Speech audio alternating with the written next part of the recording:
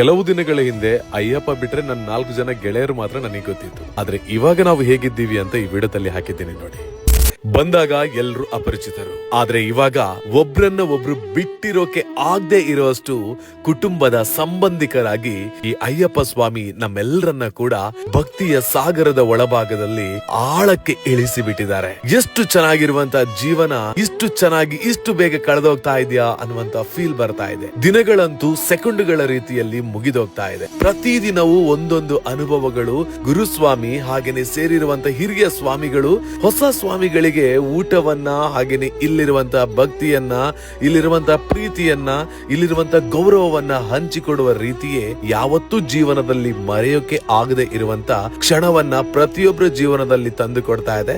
Especially ನನ್ನ ಜೀವನದಲ್ಲೂ ಕೂಡ ನಶ್ವರವಾಗಿದ್ದ ಜೀವನದಲ್ಲಿ ಭಕ್ತಿಯ ಗೋಚರವನ್ನ ತಂದು ಕೊಡ್ತಾ ಇರೋದು ಶಬರಿಮಲೆ ಶರಣಮಯ್ಯಪ್ಪ.